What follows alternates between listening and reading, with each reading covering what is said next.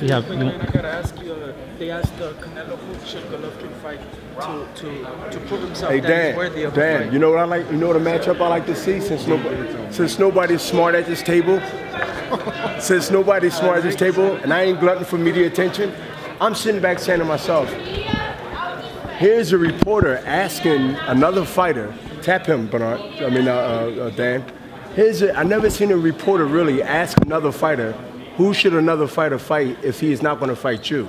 Like the fighter becomes the matchmaker all of a sudden. Well, when I'm saying, no, but listen what I'm saying. I see a lot of bigger names, maybe not in the middleweight division. I see a lot of names that was made in big fights before my time, and definitely are going to be after my time. But there's something about this particular era in boxing, and particular opponents and managers and powers and politics, that nobody wants to say, you know what? 60 and 54, 60 and 75, they normally meet up somewhere in the middle, or they meet up at one point. Well, Bernard did it less than 10 years ago. It wasn't 40, y'all wasn't 30, maybe 12 years ago. Either I'm superhuman, even though I call myself an alien, or y'all forgot. And I'm taking Roy Jones' song and never went platinum. I forgot. Y'all forgot.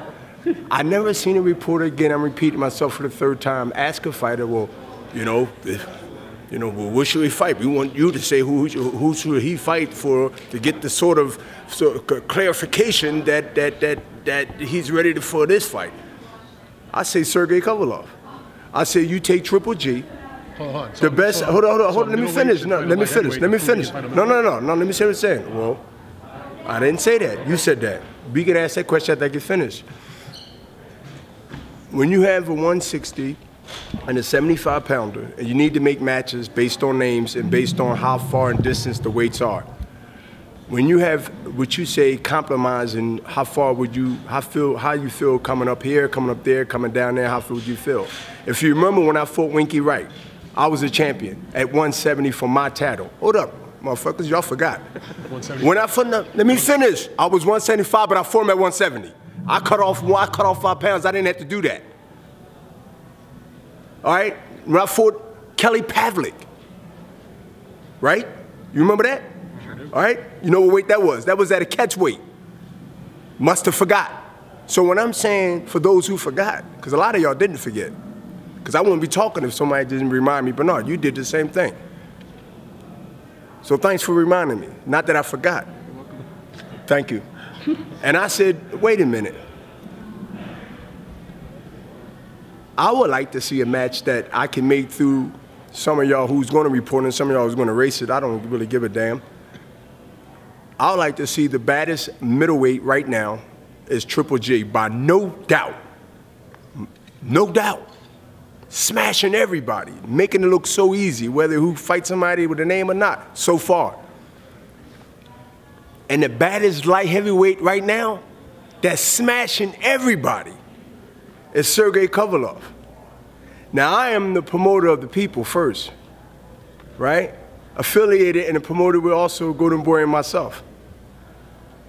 I like to make a match that the fans will love to see when they get finished reading, who very few going to either put this out there or write it or whatever, and I understand that. I know y'all. 28 years, I know y'all. Sergey Kovalev, the baddest light heavyweight, as I said, and Triple G, the baddest middleweight. Since no one is willing to fight them, or things is being sort of on a delay right now until it gets sorted out and weights and all that old nonsense, then I like to see those two square off at a catch weight where they both comfortable, say 68. So a middleweight got to come up to 68, a light heavyweight got to come down, so they both sacrifice. They both put it, while we sort this thing out, somebody might say 67. So I don't know. Somebody might say 69. Somebody might say 70. We all know that middleweights don't walk around.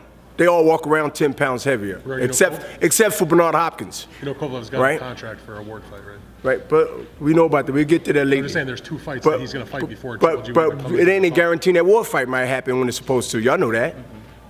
He needs 2 fights at least coming off the injury and coming off. They're fighting this summer and they're fighting in November. Guaranteed? So, I mean, as guaranteed. But how many fights are supposed to fight and they didn't happen? All I'm saying is they have signed contracts. Dan, what I'm saying is, sign contract or no contract, things happen in boxing where we also know that delays do happen because of one reason or another. People ain't gonna be, they're not gonna be mad if they don't, if Andre Ward don't fight Sergey Kovalev or whoever, because he's fighting Triple G, and the fans go, hold up, and the fans will say, oh my God, crap, they're giving us this junk. They're not going to say that. HBO will be a little upset.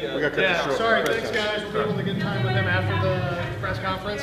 They said they wouldn't fight. A lot of people said they would not fight Kovalev because it's too big for them. Okay, so... We need to walk. So No more questions. Canelo, No more questions. Same thing. Well, yeah, but they're different. Yeah. You can get more stuff after the press conference. That's a big difference.